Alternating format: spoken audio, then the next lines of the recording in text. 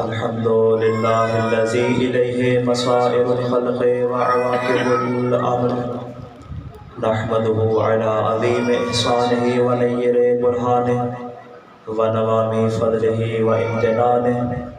إن الله بعث محمدا نذيرا للعالمين وأمينا على التنزيل، ثم الصلاة والسلام على النبي الكريم الذي سمع في السماء بأحمد وفي الأرضين أبي القاسم مصطفى محمد.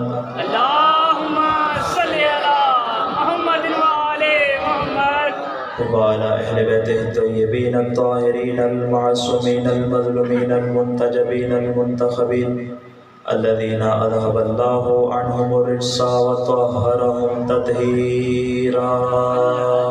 اللهم صل على محمد وآل محمد.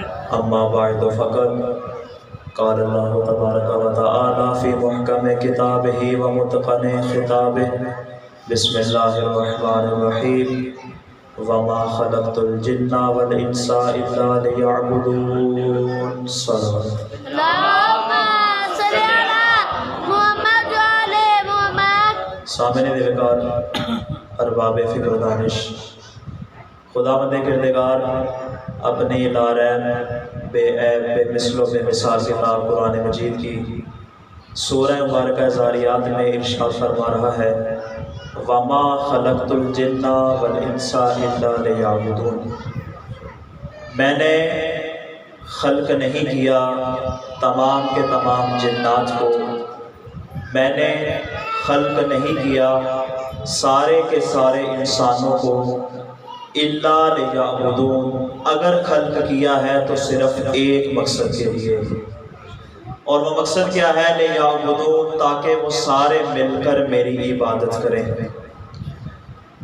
یہ جملہ خداوند کردگار کا ہے، یعنی خدا اس آیت میں گویا انسان کی تخلیق کا مقصد بیان کر رہا ہے کہ میں نے انسان کو پیدا ہی اس مقصد کے لیے کیا ہے تاکہ وہ میری عبادت انجام دے. یعنی میں آسان الفاظ میں کہوں کہ انسان وہ انسان ہوگا کہ جو خدا کی عبادت انجام دے. اگر کوئی انسان اللہ کی عبادت سے انکار کر دے کہ میں نے اس کی عبادت نہیں کرنی، میں نے نماز نہیں پڑھنی، میں نے اس کے دیگر جو حقوق ہیں وہ ادا نہیں کرنے، اللہ کی عبادت سے انکار کر دے تو گویا وہ انسانیت سے خارج ہو جائے گا. کیوں؟ اس لیے کہ انسان کو تخلیق کرنے کا مقصد ہی یہی ہے کہ وہ اللہ کی عبادت کرے. اب تاریخ میں جب ہم نے دیکھا، ہمیں کچھ ایسی ہستیاں نظر آئیں جنہوں نے خدا کی عبادت ایسے انجام دی جیسے انجام دینے کا حق تھا. انہوں نے ایسے اس ذات کی عبادت کی گویا انہوں نے مقصد تخلیق کو کمال تک پہنچا دیا. ہمیں ایک ایسی ہستی نظر آئی جو ایک رات میں ہزار رکعت نماز پڑھا کرتی تھی، اور اس نے ہزار رکعت پڑھ کے اس ذات کو راضی کر لیا. ہمیں کوئی ہستی ایسی نظر آئی کہ حالت رکوع میں اس کے پاؤں سے تیر نکال لیا گیا، اس کو پتہ نہیں چلا. ہمیں کوئی ایسی ہستی تاریخ میں نظر آئی کہ حالت سجدہ میں لعین نے سر پہ ضربت چلائی، وہ صدا دے کر کہتا تھا فزت ورب الکعبہ. ہمیں ایسی ہستی نظر آئی کہ جس کا سر سجدے میں ہے، لعین ضربے چلا رہا ہے لیکن وہ سجدے میں سر رکھ کے کہہ رہا سبحان قدوس رب الملائکۃ والروح. اور ہمیں تاریخ میں ایسی ہستی نظر آتی ہے کہ جس نے اس رات بھی اپنی نماز تہجد قضا نہیں کی کہ جب اس کے سر سے چادر چھن گئی تھی. اور ہمیں تاریخ میں ایک ایسی ہستی نظر آتی ہے کہ جس کا سر سجدے میں ہے، شیطان سانپ بن کر اس کے پاؤں کو ڈستا ہے، ڈس کر تھک جاتا ہے، پھر حیران ہو کر کہتا ہے یہ کیسی نماز ہے، یہ کیسا عبادت گزار ہے، اور اس کا سجدہ اتنا لمبا کیوں ہے؟ تو آواز قدرت آتی ہے ھذا زین العابدین، یہ عبادت گزاروں کی زینت سجاد ہے. محمد بلند تر صلوات. اللهم صل على محمد وآل محمد. یہ سید الساجدین ہے، یہ زین العابدین ہے. دنیا میں جتنے بھی سجدے کرنے والے ہیں تمام سجدہ گزاروں کی زینت سید سجاد ہے۔ میں نے پہلے بھی ایک مقام پر کہا تھا کہ امام کی ہستی ایسی عظیم ہستی ہے کہ جس کا تعارف صحیح انداز میں پیش نہیں کیا جاتا، فقط امام کی زندگی کا ایک پہلو مد نظر رکھ کر بیان کیا جاتا ہے کہ امام ساری زندگی گریا کرتے رہے، امام نے گریا کیا، ساری زندگی روتے رہے، مگر امام جہاں پہ اپنے بابا کے عزادار ہیں وہیں پہ امام نے اپنا جو مقصد تھا، مقصد امامت و ولایت کو بھی دنیا والوں تک پہنچایا۔ میں اس پہلو سے ہٹ کر امام کی زندگی کے کچھ پہلو پیش کرنا چاہوں گا اگر اجازت دیں گے تو۔ امام کی زندگی کا ایک پہلو میں نے کسی ایک مجلس میں بھی بیان کیا تھا کہ امام کی تربیت بہت زیادہ مشہور تھی۔ پورے مدینے میں امام غلاموں کی تربیت کرتے تھے، پھر ان کو آزاد کر دیتے تھے۔ غلاموں سے ہٹ کر امام دوسرے لوگوں کی بھی تربیت فرمایا کرتے تھے۔ مدینے میں ایک شخص تھا کہ جس کا نام اچھا نہیں تھا، ویسے تو بہت سے تھے، میں صرف ایک کی بات کر رہا ہوں، اس کا نام اچھا نہیں تھا، اس کو آپ کہہ لیں کہ مدینے میں وہ بہت بڑا بدمعاش تھا۔ وہ ایک دن کہنے لگا کہ پورے مدینے میں کوئی ایسا شخص نہیں جو میری اذیت سے محفوظ نہ ہو، پورے مدینے میں کوئی ایک ایسا آدمی نہیں جس کو میں نے تنگ نہ کیا ہو سوائے ایک آدمی کے، اور وہ ہے سید سجاد، میں نے ان کو اذیت نہیں دی۔ تو دوسرا شخص کہنے لگا خبردار ان کو کبھی اذیت بھی نہ دینا، وہ خاندان اہل بیت میں سے ہیں، وہ وقت کے امام ہیں۔ اس نے کہا نہیں، آج انہی کی باری ہے، آج میں ان کو اذیت دوں گا۔ اب وہ اس مقام سے چلا اور اس جگہ پہ آیا جہاں امام سجاد اپنی عبادت میں مشغول تھے۔ امام نے جیسے ہی اپنی عبادت کو مکمل کیا، اس نے پیچھے سے امام کی عبا کو کھینچا۔ پوری توجہ مجمع کی، مدینے کا بہت بڑا بدمعاش اس نے امام کی عبا کو کھینچا۔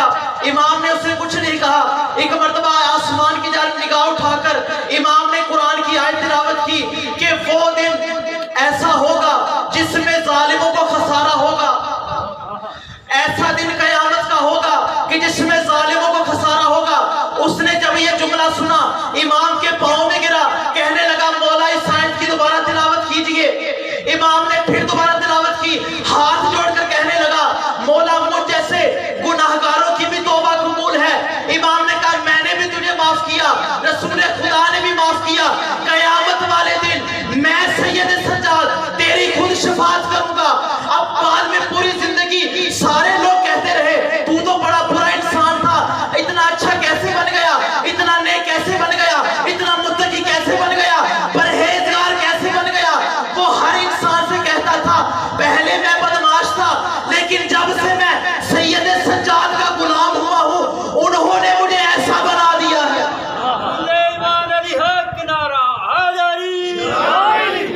جب سے میں سید سجاد کا غلام ہوا ہوں انہوں نے میری زندگی بدل دی ہے۔ تربیت امام کی زندگی کا ایک پہلو ہے۔ ایک اور پہلو بیان کرنا چاہوں گا۔ امام نے اپنی زندگی میں خطبے نہیں دیے، کیوں؟ اس لیے کہ حکومت کی جانب سے پابندی تھی۔ امام جب بھی خطبہ دینا چاہتے حکومت کے آدمی آ جاتے امام کو خطبہ دینے سے روک دیتے۔ امام نے زیادہ دعائیں بیٹھ کر کی ہیں مجمع میں، اور ہر دعا میں کہتے تھے حمد ہے اس خدا کی جو محمد و آل محمد کا خالق ہے، شکر ہے اس خدا کا جس نے ہم خاندان اہل بیت کو دنیا پر فضیلت دی۔ امام کی جتنی بھی دعائیں تھیں ان دعاؤں کے مجموعے کو کہا جاتا ہے زبور آل محمد، جس کو صحیفہ کاملہ بھی کہتے ہیں۔ زبور آل محمد صحیفہ کاملہ یہ عربی زبان میں ہے، لیکن اس کا ایک غیر مسلم انگریز نے انگلش میں ترجمہ کیا۔ پوری توجہ، نتیجہ دینے جا رہا ہوں۔ غیر مسلم ایک برٹش نے اس کا اپنی برطانوی زبان میں اس کا ترجمہ کیا، اور جب کسی نے اس سے کہا بھئی یہ تو مسلمانوں کی کتاب ہے، یہ تو عربی کی کتاب ہے، یہ تو مسلمانوں کی کتاب ہے، تمہیں کیا پڑی تھی اس کا ترجمہ کرنے کی؟ تو وہ کہنے لگا جب مجھے پتا چلا کہ اس کتاب کے اندر ایسی دعائیں ہیں اور وہ ایسے شخص نے کی ہیں جو آج کی دعائیں نہیں، جو 1400 سال پہلے کی دعائیں ہیں، اور وہ دعائیں بھی ایسی ہیں جو اس نے قید سلاسل میں پڑھی ہیں۔ انسان گھر میں بیٹھ کر بھی آرام و سکون سے جو دعائیں نہیں مانگ سکتا، اس نے قید میں رہ کر وہ تمام دعائیں مانگی ہیں۔ اس نے کہا تم تو غیر مسلم تھے، تم نے ترجمہ اس کا کیوں کیا؟ اس نے کہا میں پہلے غیر مسلم تھا، جب سے میں نے اس کتاب کا ترجمہ کیا ہے میں سید سجاد کا غلام ہو گیا۔ جب سے میں نے اس کتاب کا ترجمہ کیا ہے اب میں غیر مسلم نہیں رہا۔ اور محمد و اہل بیت محمد بلند تر صلوات اللہم صلی علی محمد و علی محمد، میں سید سجاد کا غلام ہو گیا ہوں۔ پوری زندگی میں 2 مقامات پر امام سجاد کا تعارف ہوا، پوری زندگی میں صرف 2 مقامات پر امام سجاد کا تعارف ہوا۔ ایک مقام جب دربار یزید میں لوگوں نے پوچھا تھا کہ یہ کون ہے تو کیا کہا گیا؟ یہ باغی کا بیٹا ہے۔ تب امام سجاد نے اپنا تعارف خود کروایا۔ دوسرا مقام میں پڑھنا چاہوں گا، دوسرا مقام امام نے اپنا تعارف خود نہیں کروایا، امام کا ایک چاہنے والا ہے، عرب کا بہت بڑا شاعر ہے، بنو امیہ کے دربار میں رہنے والا ہے، کنیت اس کی ابو فراس ہے، نام اس کا فرزدق ہے، بہت بڑا شاعر۔ اس نے امام سجاد کے لیے 41 اشعار کا قصیدہ پڑھا۔ بھئی آج کے جو شاعر ہیں وہ 10 یا 15 سے زیادہ شعر نہیں لکھ سکتے، اور وہ اشعار بھی پہلے سوچتے ہیں تنہائی میں بیٹھ کر، پھر ان کو لکھتے ہیں۔ میں قربان جاؤں اس کی معرفت پہ، اس نے نہ سوچا نہ اس نے لکھا، بھرے مجمع میں اللہ جانے خدا نے اس کو الہام کیا، اس نے اتنا بڑا قصیدہ سید سجاد کے لیے کہہ دیا۔ 41 اشعار کا قصیدہ، دل ہے کچھ اشعار اس کے بیان کروں، قبل اس کے کہ میں وہ اشعار بیان کروں پہلے تھوڑا سا پس منظر پیش کر دوں کہ اس نے کس مقام پہ اپنے آقا و مولا سید سجاد کا تعارف کروایا تھا۔ اجازت ہے بیان کروں؟ مل کے صلوات پڑھ لیجیے۔ اللہم صلی علی محمد و علی محمد۔ امام سجاد کے زمانے میں 6 اموی خلیفہ ہوئے۔ کتنے خلفاء؟ 6 اموی خلیفہ ہوئے۔ حاکم شام، پھر اس کا بیٹا یزید، پھر اس کا بیٹا معاویہ، اور اس کے بعد مروان کا بیٹا، پھر مروان کا پوتا۔ یہ 6 افراد صرف امام سجاد کے زمانے میں تخت پر بھی آئے اور تخت نے ان کو زمین میں دفن بھی کر دیا۔ چھٹا حاکم جو تھا وہ تھا ولید بن عبد الملک۔ اس کے بعد اس کا جو بھائی تھا ہشام بن عبد الملک، اس نے تخت خلافت پر آنا تھا۔ ابھی وہ خلیفہ بنا نہیں تھا، ابھی وہ صرف ولی عہد تھا۔ وہ اپنے ساتھ اپنے علاوہ لشکر کو لے کر مکہ میں آیا تاکہ بیت اللہ کا طواف کرے۔ ایک مرتبہ جب وہ مکہ میں پہنچا، بیت اللہ کا طواف کر لیا۔ طواف کرنے کے بعد اس نے ارادہ کیا کہ آگے بڑھ کر حجر اسود کا بوسہ لے۔ حجر اسود کا بوسہ لینے کا ارادہ کیا، مگر رش اتنا زیادہ تھا لوگوں نے اس کو جگہ ہی نہیں دی، لوگوں نے اس کو کچھ سمجھا ہی نہیں، لوگوں نے اس کو جگہ نہیں دی۔ جب 3-4 بار کوشش کرنے کے بعد یہ تھک ہار گیا، ایک طرف ہو کر کہنے لگا میرے لیے تخت سجایا جائے۔ اب اس تخت پر بیٹھ گیا، اس کے جو چیلے چمچے تھے وہ اس کے ساتھ کھڑے ہو گئے۔ اب یہ اسی انتظار میں تھا کہ کب میری جگہ بنے اور کب میں جا کر حجر اسود کا بوسہ لوں۔ ابھی تھوڑی ہی دیر گزری تھی، ایک ایسی ہستی آئی کہ جس کے کاندھے پر عبائے رسالت تھی، جس کے دامن پر قبائی امامت تھی، جس کے ہاتھ میں تسبیح ولایت تھی، لوگوں نے اس کو ایسے رستہ دیا جیسے شیر کو دیکھ کر بکریاں دور بھاگنے لگتی ہیں۔ ایک مرتبہ وہ ہستی حجر اسود کے پاس آئی، اس نے آ کر حجر اسود کا بوسہ لیا۔ میں یہاں پہ جملہ کہتا ہوں، اس نے حجر اسود کا بوسہ نہیں لیا، بلکہ وہ حجر اسود تھا جس نے حاکم وقت کو اپنے پاس آنے نہ دیا۔ جب اس نے امام وقت کو دیکھا، لوگوں کو دھکا دے کر امام وقت کو رستہ دے کر کہنے لگا، خوش آمدید یا ابن رسول اللہ۔ ماشاءاللہ یہ بندہ کھول کے یک زبان کل ایمان نعرہ حیدری یا علی، خوش آمدید علیہ السلام دی ذات بلند تر صلوات، اللہم صلی علی محمد و آل محمد۔ خوش آمدید ہے فرزند رسول۔ اب حجر اسود سے مجھے ایک اور جملہ یاد آ رہا ہے، اجازت ہو تو بیان کرتا بسم ہوں۔ اللہ جی، بسم اللہ۔ حجر اسود بہت عظیم پتھر ہے، اور یہ ایسا پتھر ہے جو آسمان سے نازل ہوا، بے شک بے شک اور یہ وہ پتھر ہے جس نے سب سے پہلے ولایت علی کا اقرار کیا۔ بہت عظیم پتھر ہے۔ جب امام سجاد کے زمانے میں لوگوں میں اختلاف پیدا ہو گیا، بعض لوگ کہنے لگے امام سجاد امام وقت نہیں بلکہ محمد حنفیہ جو علی بن ابی طالب کے بیٹے ہیں وہ امام وقت ہیں۔ اب محمد حنفیہ بھی امامت کا دعویٰ نہیں کرتے تھے، لوگ زبردستی ان کو اپنا امام مان رہے تھے۔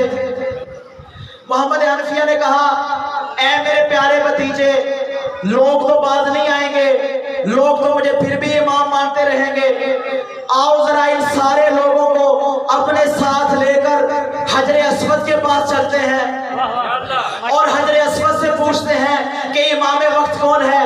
اب سارے کا سارا مکہ اکٹھا ہو کر اس مقام پہ پہنچا جہاں پہ حجر اسود تھا۔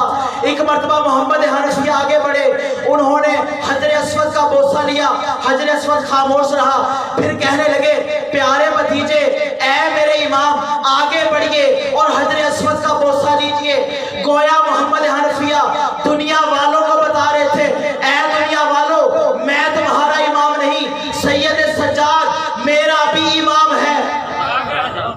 اب ایک مرتبہ امام سجاد آگے بڑھے، اب سارے جہان میں سناٹا چھایا ہوا تھا، طواف رک گیا، لوگوں کی نمازیں رک گئی، اب سب کی نظریں حجر اسود پر ہے کہ یہ حجر اسود امام کی امامت کی گواہی کیسے دے گا۔ ایک مرتبہ امام آگے بڑھے، حجر اسود کا بوسہ لیا، بوسہ لے کر کہا، اے حجر اسود، تو آسمان سے نازل ہوا ہے، ان سارے لوگوں کو بتا تیرا ایمان کس حد تک ہے، ان سارے لوگوں کو اپنے ایمان کی گواہی دے۔ ایک مرتبہ جو پتھر کبھی نہ بولا تھا، سناٹا توڑ کر کہنے لگا، السلام علیکم یا ابن رسول اللہ، رسول خدا کے بیٹے سجاد، آپ پر میرا سلام۔ ماشاءاللہ کل ایمان نعرہ حیدری یا علی، رسول خدا کے بیٹے سجاد، آپ پر میرا سلام۔ ماشاءاللہ واقعہ یاد رہے، حاکم وقت نے دیکھا کہ سارے کے سارے لوگ اس شخص کو رستہ دے رہے ہیں، میں اتنی دیر سے زور لگا رہا تھا، مجھے کسی نے آگے نہیں جانے دیا، ان لوگوں کو پتہ نہیں تھا میں حاکم وقت ہوں۔ ایک مرتبہ اس کے پاس اس کا ایک چیلا کھڑا تھا، وہ دیکھ کر کہنے لگا، یا امیر المومنین، اس کے لیے تو امیر المومنین تھا، کہنے لگا، یا امیر المومنین، آپ کو تو لوگوں نے رستہ ہی نہیں دیا، یہ کون شخص ہے جس کو سارے لوگوں نے رستہ بنا کر دیا؟ اب اس کو بھی پتا تھا یہ کون ہے، اس نے کہا مجھے نہیں پتا یہ کون ہے۔ اس کو پتا تھا اگر میں نے بتا دیا تو لوگ مجھے چھوڑ کر سید سجاد کے پاس چلے جائیں گے، بھائی میں قربان جاؤں اس خاندان پہ جن کا تعارف ہی لوگوں کو ان سے ہٹا دینے کے لیے کافی ہو۔ اللہ جانے جب وہ کلام کریں گے اس میں کتنی تاثیر ہوگی، جب وہ کلام کریں گے ان کے کلام میں کتنی تاثیر ہوگی۔ اور محمد اہل بیت محمد بلند تر صلوات، اللہم صلی علی محمد و آل محمد۔ کہنے لگا میں نہیں جانتا، پتہ نہیں کون شخص ہے۔ اور جب اس نے لا علمی کا اظہار کیا کہ مجھے نہیں پتا کہ یہ کون ہے۔ اسی چیلوں میں ایک مولا سجاد کا غلام بھی کھڑا تھا، جس کا میں نے پہلے تعارف کروایا، جس کا نام فرزدق تھا۔ اور جب فرزدق نے حشام بن عبد الملک کی یہ بات سنی، سن کر کہا اگر آپ اجازت دیں تو میں اس کا تعارف کرواؤں، اگر اجازت دیں تو میں تعارف کرواؤں۔ اس نے کہا یہ بنو امیہ کا شاعر ہے، یہ بڑا کیا تعارف کروائے گا؟ کہنے لگا ہاں بتا دیں یہ کون ہے۔ اب یہاں میں ایک جملہ کہوں گا، جب شام کے دربار میں لوگوں نے یزید سے پوچھا تھا کہ یہ غلام، کہ یہ قیدی کون ہے، تو اس نے کہا تھا یہ باغی کا بیٹا ہے، یہ ایک قیدی ہے، یہ ایک بیمار ہے۔ تب امام سجاد نے اپنا تعارف کروایا تھا کہ میں بتاتا ہوں میں کون ہوں۔ اب مکہ میں جب ان لوگوں نے پوچھا حشام سے کہ یہ کون ہے، حشام نے کہا مجھے معلوم نہیں۔ تب مولا کا صحابی فرزدق کھڑا ہوا اور کہا پریشان نہ ہو، میں تمہیں بتاتا ہوں یہ کون ہے، میں تمہیں تعارف کرواتا ہوں یہ کون ہے۔ ماشاءاللہ۔ پھر اس نے قصیدہ پڑھنا شروع کیا امام کی شان میں، 41 اشعار کا قصیدہ پڑھا اور کہا ھذا الذی تعرف الفتح، تو کیا کہہ رہا تھا کہ میں اس کو نہیں جانتا، ذرا آ میرے پاس، میں تجھے بتاتا ہوں یہ کون ہستی ہے، میں تجھے اس کے بارے میں بیان کرتا ہوں۔ یہ تو وہ عظیم ہستی ہے جس کو سارا عرب و عجم جانتا ہے، یہ وہ ہستی ہے جس کو سارا بطحا جانتا ہے، جس کو سارا یثرب جانتا ہے۔ یہ کون ہے؟ سارے کے سارے لوگ کعبہ کا طواف کر رہے ہیں، کعبہ اس ہستی کا طواف کر رہا ہے۔ یہ میں اس کے اشعار کا ترجمہ پیش کر رہا ہوں۔ سارے کے سارے لوگ کعبہ کا طواف کر رہے ہیں، کعبہ اس کا طواف کر رہا ہے۔ یہ وہ ہستی ہے کہ جس کا بابا پوری کائنات کا بہترین انسان ہے، یہ وہ ہستی ہے کہ جس کا دادا علی ابن ابی طالب ہے، یہ وہ ہستی ہے کہ جس کا جد اعلیٰ رسول خدا صلی اللہ علیہ وسلم ہے، یہ وہ ہستی ہے جس کا جد اعلیٰ ابو طالب ہے، یہ وہ ہستی ہے جس کی والدہ سیدۃ النساء العالمین ہے۔ تو انکار کر رہا ہے کہ مجھے پتہ نہیں، سن، یہ وہ ہستی ہے کہ جس کا ایک چچا جعفر طیار ہے جو جنت میں 2 پروں سے پرواز کر رہا ہے، اس کا ایک چچا حمزہ ہے جو سید الشہداء ہے۔ یہ تعارف ہو رہا ہے امام سجاد کا۔ کہا یہ وہ ہستی ہے کہ جس نے پوری زندگی میں کبھی نہیں کا لفظ استعمال نہیں کیا۔ میں اپنے جملے کا تکرار کروں گا، یہ وہ ہستی ہے جس نے پوری زندگی کبھی نہیں کا لفظ استعمال نہیں کیا۔ صرف ایک مقام پر جب یہ نماز پڑھتا تھا اپنے تشہد میں کہتا تھا اشہد ان لا الہ الا اللہ وحدہ لا شریک لہ، میں گواہی دیتا ہوں اس خدا کی جس کے سوا کوئی معبود نہیں۔ یہ وہ ہستی ہے اگر تشہد میں یہ نہیں نہ کہتا تو اس کی پوری زندگی میں کبھی نہیں تھی، بلکہ اس کی ہاں ہی ہاں تھی۔ اس نے پوری زندگی کبھی نہیں کا لفظ استعمال نہیں کیا، جو بھی اس کے در پر آیا اس نے اس کو عطا کیا۔ کل ایمان کل قرآن علی حق کنارہ حضری، جو بھی اس سے پوچھنے آیا اس نے اس کا جواب دیا۔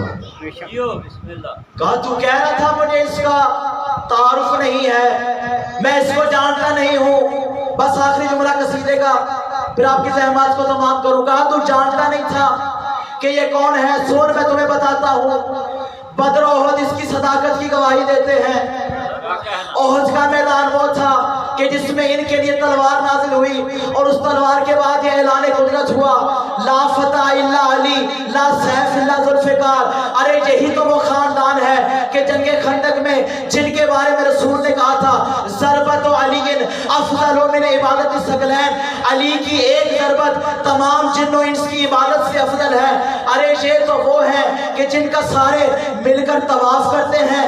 ارے یہی تو وہ لوگ ہیں جب فتح مکہ ہوا تھا ان کے جد نے رسول خدا کے کاندھوں پر چڑھ کر کعبے کے بتوں کو گرایا تھا۔ یہی تو وہ لوگ ہیں جنہوں نے خیبر کا دار اکھاڑا۔ ارے یہی تو وہ لوگ ہیں جنہوں نے مرہب کو بچھاڑا۔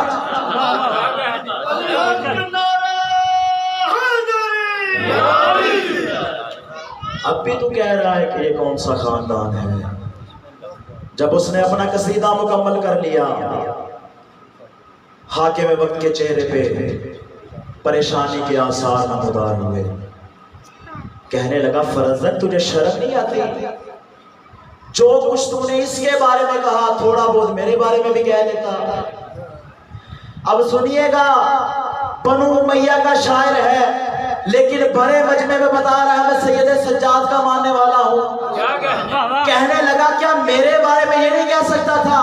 فرزدق ایک مرتبہ ہشام کو دیکھ کر کہتا ہے تیرے خاندان کے کوئی ایسے فضائل ہے نہیں جو میں بیان کروں، بس میں تیرے خاندان کے تعارف میں اتنا کہہ سکتا ہوں کہ یہ تو وہ ہستی ہے کہ جس کا جد علی ابن ابی طالب ہے، کہ جس کے بارے میں رسول خدا نے کہا تھا انا و علی من نور واحد، میں اور علی ایک ہی نور سے ہے. تیرا میں کیا تعارف کرواؤں؟ تیرا تو دادا وہ ہے جس پہ رسول خدا نے لعنت کی تھی. تیرا جو دادا تھا مروان، کون تھا مروان؟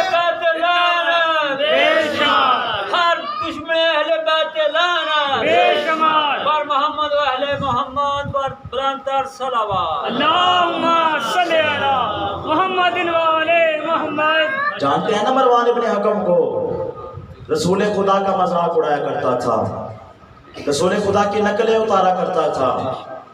رسول خدا نے اس کو شہر سے باہر نکال دیا اور کہا یہ اور اس کا بیٹا جہنمی ہے، اور جب تک بھی اس مدینے میں میرے اصحاب موجود ہیں کوئی اس کو مدینہ واپس نہ لائے. لیکن رسول کے بعد کیا ہوا؟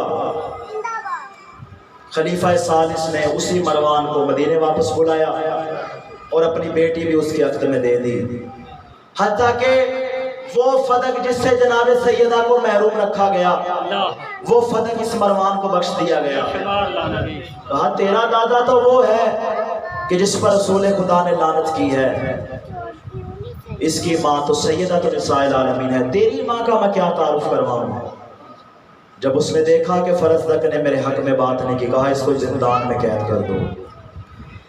اور جب امام سجاد کو پتہ چلا کہ فرزدق نے میری شان میں اتنا لمبا قصیدہ پڑھا ہے کہ جو اتنا لمبا قصیدہ کوئی پڑھا ہی نہیں کرتا، امام نے اپنے چاہنے والے کو کہا یہ دو، یہ 12,000 درہم ہے، یہ جاؤ اور فرزدق کو دے کر آؤ. اتنا بڑا قصیدہ پڑھا اور امام نے 12,000 درہم دیے اور دے کر ساتھ میں ایک پیغام دیا، کہا فرزدق کو جا کر کہنا جتنا بڑا تو نے قصیدہ پڑھا تھا اتنا بڑا انعام میں تجھے دے نہیں سکا، جتنا بڑا تیرا قصیدہ تھا اتنا بڑا میں انعام دے نہیں سکا، یہ تھوڑا سا انعام قبول کر لو، اگر میرے پاس اس سے بھی زیادہ ہوتا تو میں تجھے عطا کر دیتا. فرزدق نے وہ نہیں لیا اور واپس کر دیا. کہا مولا میں نے مال کے لیے نہیں کہا تھا، میں نے تو آپ کی محبت میں کہا تھا. گویا فرزدق نے یہ بات تو واضح کر دی جو دنیا والوں کے لیے کہتا ہے اس کو صرف دنیا ہی ملتی ہے. جو اہل بیت کی محبت میں قصیدہ پڑھے، اہل بیت کی محبت کے لیے ان کی مدح و ثنا بیان کرے، اس کو دنیا بھی مل جاتی ہے، اس کو آخرت بھی مل جاتی ہے، اس کو دنیا بھی مل جاتی ہے، اس کو آخرت بھی مل جاتی ہے. جملہ مکمل نہیں ہوا، سنیے گا جملہ. اس کو دنیا بھی مل جاتی ہے، اس کو آخرت بھی مل جاتی ہے. اس نے وہ رقم امام کو واپس کر دی.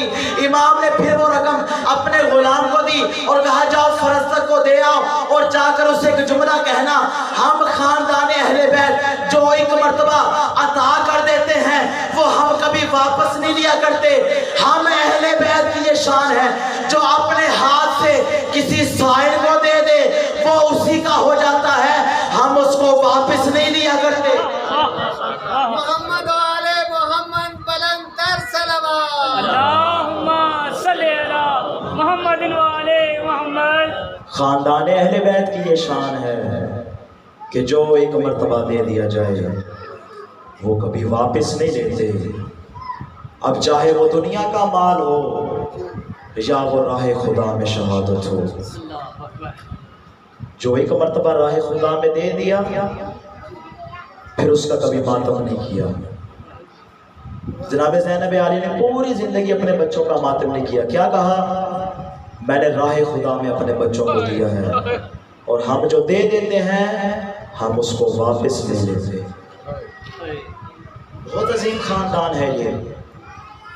بس اللہ مصیبت کے چند جملے اور آپ کی زحمات کو تمام کروں.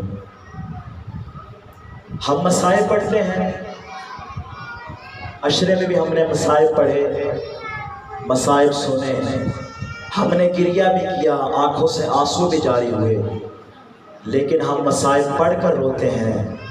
تاریخ میں ایک ایسی ہستی ہے جو مصائب نہیں پڑھتی تھی، فقط مدینے کے لوگوں کو جمع کر کے سید سجاد ایک جملہ کہا کرتے تھے، اے لوگو میرا بابا حسین کربلا میں ذبح کر دیا گیا. یہ جملہ بیان کرتے تھے اور امام سجاد رو پڑھتے تھے، مدینے والوں میرے بابا کو 3 دن بھوکا پیاسا رکھ کر کربلا کی زمین پہ شہید کر دیا گیا. پوری زندگی امام ایسے گریہ کرتے رہے، فقط نام لیتے تھے اور روتے جاتے تھے. مولا کے سب سے بڑے عزادار ہیں سید سجاد، لیکن آج کی وہ تاریخ آئی جب مولا کا یہ عزادار بھی اس دنیا سے رخصت ہو گیا. عزاداروں ہم گریہ کر رہے ہیں، ہم رو رہے ہیں، ہمارے رونے پہ پابندی نہیں ہے. ہمیں اتنا پتا ہے اگر ہم روئیں گے تو کوئی ہمیں تازیانے نہیں مارے گا، ہم روئیں گے تو کوئی ہمیں تماچے نہیں مارے گا. لیکن قربان جاؤ سید سجاد پہ جب بھی اپنے بابا کو یاد کر کے گریہ کرتے تھے، ظالم تازیانہ اٹھا کر سید سجاد کی پشت پہ مارا کرتے تھے. پوری زندگی مولا سجاد روتے رہے. اور جب مولا کے ایک صحابی منہال نے کہا، مولا آپ کیوں گریہ کرتے ہیں، کیا شہادت آپ کی میراث نہیں؟ ایک مرتبہ امام نے کہا، منہال تو نے انصاف نہیں کیا، شہادت تو ہماری میراث ہے، مگر منہال مجھے اتنی بات بتا دے، بے ردا پھپھیوں بہنوں کو اپنے ساتھ لے کر کوفہ اور شام کے بازاروں اور درباروں میں جانا، کیا یہ بھی ہماری میراث ہے؟ اجرکم اللہ، اجرکم اللہ. رو لو رو لو عزادارو، رونے پہ کوئی پابندی نہیں. آج سید سجاد کو پرسہ دینے آئے ہو، جب بھی آنکھوں سے اشک جاری ہو مولا سجاد کا پرسہ دینا. 3 ہستیوں کو پرسہ دینا. پہلی ہستی جناب زینب عالیہ کو پرسہ دینا، کہا بی بی، اور رو کر کہنا بی بی تمہیں اس سید سجاد کا پرسہ دیتے ہیں جس نے شام کے بازاروں میں تمہیں تنہا نہیں چھوڑا. پھر ایک پرسہ دینا مولا حسین کو، کہنا مولا آپ کے سید سجاد کا پرسہ دیتے ہیں جس کو ظالموں نے زہر دے کر مار دیا. پھر ایک پرسہ دینا ایسی بی بی کو جو بار بار پوچھا کرتی تھی سید سجاد ہم نے کب وطن واپس جانا ہے، اس سکینہ کو بھی سید سجاد کا پرسہ دینا. مولا سجاد اکثر مقامات پہ کہا کرتے تھے، پوری زندگی مجھے 2 چیزوں نے رلایا ہے. سنو کیا دادارو، بہت سخت جملہ ہے. پوری زندگی مجھے سید سجاد کو 2 چیزوں نے رلایا ہے. ایک میری بے ردا پھوپھیوں نے مجھے بہت رلایا، ایک میری چھوٹی بہن سکینہ کے سوالات نے مجھے بہت رلایا. اگر میں 2 سوالات بیان کرنا چاہوں گا بی بی سکینہ کے. پہلا سوال بی بی سکینہ نے کس مقام پہ کیا؟ ایک مرتبہ جب یہ قافلہ شام کی جانب روانہ تھا، ایک مقام پہ قافلے کو ٹھہرایا گیا. اللہ تیز دھوپ تھی جس میں سید سجاد کو بٹھا دیا گیا. ایک مرتبہ مولا سجاد تڑپنے لگے. سکینہ پاس آ کر کہتی ہے، بھیا سجاد آپ تڑپ کیوں رہے ہیں؟ مولا سجاد رو کر کہتے ہیں، ہمیں تیز دھوپ میں بٹھایا گیا ہے، میرے بدن پہ جو زنجیریں ہیں وہ سورج کی تپش سے گرم ہو جاتی ہیں، میرا بدن ان زنجیروں سے جلنے لگتا ہے. اللہ سنو کے جملہ، ایک مرتبہ جب سکینہ کو پانی ملا، سکینہ نے وہ پانی خود نہ پیا، مولا سجاد کی زنجیروں پہ ڈالا اور ڈال کر کہتی ہے، بھیا میں آپ کی زنجیروں کو ٹھنڈا کر رہی ہوں. اجرکم اللہ، اجرکم اللہ. بس نظارو، مولا سجاد پاؤں پھیلا کر بیٹھے ہوئے ہیں. ایک مرتبہ سکینہ پاس آ کر کے کہتی ہے، بھیا سجاد آپ نے پوری زندگی کبھی اپنے پاؤں نہیں پھیلائے، آج آپ پاؤں پھیلا کر کیوں بیٹھے ہیں؟ مولا سجاد نے کہا، سکینہ میرے پاؤں میں آبلے پڑے ہوئے ہیں اور ان آبلوں میں کانٹے ہیں. سکینہ میرے پاؤں میں زنجیریں ہیں، میرے ہاتھوں میں ہتھکڑیاں ہیں، میری گردن میں توق ہے، سکینہ میں ان کانٹوں کو نکال نہیں سکتا۔ ذرا سنو گے جملہ، ایک مرتبہ سکینہ اس مقام پہ بیٹھی، سکینہ نے اپنے ننھے ننھے ہاتھوں سے پاؤں کا ایک ایک کانٹا نکالنا شروع کیا۔ مولا سجاد کی آنکھوں سے آنسو جاری ہوئے۔ جب کسی نے پوچھا مولا گریہ کیوں فرما رہے ہیں، مولا نے کہا سکینہ نے تو میرے پاؤں کے کانٹے نکال دیے، ارے سکینہ کے پاؤں میں بھی تو کانٹے تھے، ارے ان کانٹوں کو نکالنے والا کوئی نہیں تھا۔ اجرکم اللہ علیہ۔ بس ایک دو جملے اور آپ کی زحمات کو تمام کروں۔ شام کے زندان میں آیا سادات کا قافلہ، اور کیسا تھا وہ زندان جس کی کوئی چھت نہیں تھی۔ ایک مرتبہ جب صبح کے وقت پرندے پرواز کرتے تھے، سکینہ کہتی تھی بھیا سجاد یہ پرندے کہاں جا رہے ہیں؟ مولا سجاد کہتے تھے سکینہ یہ اپنے رزق کی تلاش میں جا رہے ہیں۔ سارا دن گزر جاتا، جب شام کا وقت آتا وہ پرندے واپس گزر رہے ہوتے، سکینہ پھر پوچھتی بھیا سجاد یہ پرندے کہاں جا رہے ہیں؟ مولا سجاد کہتے سکینہ یہ پرندے اپنے گھروں کو واپس جا رہے ہیں۔ سنیں گے سکینہ کا جملہ، رو کر کہتی ہے بھیا سجاد مجھے اتنا بتا دیں کیا قیدی بھی اپنے گھروں کو واپس جاتے ہیں؟ عجب نہیں مولا سجاد نے کہا ہوگا ہاں سکینہ قیدی اپنے گھروں کو واپس جاتے ہیں، لیکن سکینہ تو ہمارے ساتھ نہیں جائے گی، اسی زندان میں تیری رہن بنے گی۔ اجرکم اللہ۔ بس ہزاروں میں مولا کی شہادت کے ایک دو جملے بیان کرنے میں زیادہ ہمت نہیں رہی۔ ایک مرتبہ مولا سجاد کو ظالموں نے زہر دے دیا، مولا کی شہادت ہو گئی۔ 24 محرم کو مولا کو زہر ملا اور آج کے دن مولا کی شہادت ہوئی۔ جب سارے مدینے والوں کو پتہ چلا کہ مولا سجاد اس دنیا سے چل بسے ہیں، اب سارے لوگ آ کر پرسہ دے رہے ہیں۔ خاندان بنی ہاشم کے جتنے بھی سادات ہیں وہ سارے آ کر پرسہ دے رہے ہیں۔ ایک مرتبہ کچھ لوگوں نے کہا مولا سجاد کا جنازہ شان و شوکت سے اٹھانا۔ اندر جب یہ جملہ امام باقر نے سنا ایک مرتبہ گریہ کرنے لگے اور گریہ کر کے کہتے ہیں میرے بابا مجھ سے کہہ رہے ہیں خبردار میرا جنازہ شان و شوکت سے نہ اٹھانا۔ ارے میرے بابا کا جنازہ 3 دن تک کربلا کی خاک پہ پڑا رہا، میرے بابا کو دفنانے والا کوئی نہیں تھا، خبردار میرا جنازہ شان و شوکت سے نہ اٹھانا۔ عزادارو جب جنازے کا وقت آیا 3 ہستیاں ایسی ہیں جو غسل دیتے وقت رو پڑی۔ میں 3 ہستیوں کے نام بیان کرنا چاہوں گا۔ پہلی ہستی علی ابن ابی طالب ہے۔ جب علی ابن ابی طالب نے جناب زہرا کو غسل دینا شروع کیا، شب کی تاریکی میں بی بی کو غسل دے رہے ہیں، غسل دیتے وقت اللہ جانے مولا کو ایسا کیا نظر آیا، مولا نے آب درش زمین پہ گرا دیا۔ علی جیسا شیر دھاڑے مار کر رونے لگا، اپنا سر دیوار میں مار کے کہتا ہے ہائے زہرا مجھ سے اپنے پہلو کا زخم چھپایا، پوری زندگی کبھی مجھے اس کا اظہار نہیں کیا۔ اگر سنو گے جملہ، جب شام کے زندان میں جناب زینب عالیہ نے بی بی سکینہ کو غسل دینا شروع کیا، ایک مرتبہ کہا سید سجاد میں سکینہ کو کیا اسی کرتے میں غسل دے دوں یا اس کا کرتا اتاروں؟ مولا سجاد نے کہا پھپھی اماں سکینہ کا کرتا نہ اتارنا۔ کہا کیوں نہ اتاروں؟ مولا سجاد رو کر کہتے ہیں اگر اس کا کرتا اتارو گے میری بہن کے جسم پہ اتنے زخموں کے نشان ہیں کہ جب کرتا اتارو گے ان زخموں سے خون بہنا شروع۔ اجرکم اللہ، اجرکم اللہ، آپ کا پرسہ قبول کرے۔ تیسری ہستی امام محمد باقر ہیں۔ جب اپنے بابا کو غسل دے رہے تھے، غسل دیتے وقت جب اپنے بابا کو کروٹ کے بل لٹایا، اللہ جانے محمد باقر کو ایسا کیا نظر آیا، آب درس گرا کر مولا نے ماتم کرنا شروع کیا۔ قریب جو لوگ تھے وہ سارے کہنے لگے آپ کیوں ماتم کر رہے ہیں؟ محمد باقر رو کر کہتے ہیں میرے بابا کی پشت پر اللہ جانے کون سی زنجیریں پہنا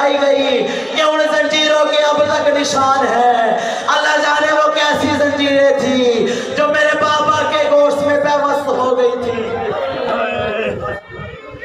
गुस्ल दे दिया, जनाजा तैयार हो गया। एक मर्तबा जनाजा उठाया, जन्नतुल बकी में लाया गया और उस मकाम पे इमाम को दफन किया जाने लगा जहाँ पे इमाम हसन मुश्तबा की कब्र है। इमाम हसन के पहलू में लहद बनाकर जब एक मर्तबा इमाम मोहम्मद बाकिर ने अपने बाबा का लाशा उठाया और उसको दफनाने लगे, जैसे ही दफनाने लगे जितने भी वहां लोग मौजूद थे सबसे कहते थे मेरे बाबा का लाशा मुझे जरा आराम से देना, मेरे बाबा की कमर पे जंजीरों के निशान है। अजब नहीं कफन से मौला सज्जाद ने सदा दी होगी, ऐ मोहम्मद बाकिर मेरे जनाजे का इतना एहतराम कर रहा है, अल्लाह जरा मेरे साथ आ करबला के मैदान में मेरे बाबा का जनाजा 3 दिन तक आके करबला पे पड़ा रहा। जब मैंने अपने बाबा का जनाजा उनकी लहद में उतारा, एक मर्तबा लहद से सदा आई, ऐ सैयद सज्जाद मेरे बेटे का लाशा जरा आराम से उतारना, मेरा हुसैन जख्मों में चूर चूर है। अरे मैंने इसे चकिया पीस पीस के पाला था। इन्ना लिल्लाह व इन्ना इलैहि राजिऊन। वसयअलम नबीना व नमुय्यम कलबियन करीबुन रिज़म बक़ज़ाई व तस्लीम बिअमरिhi।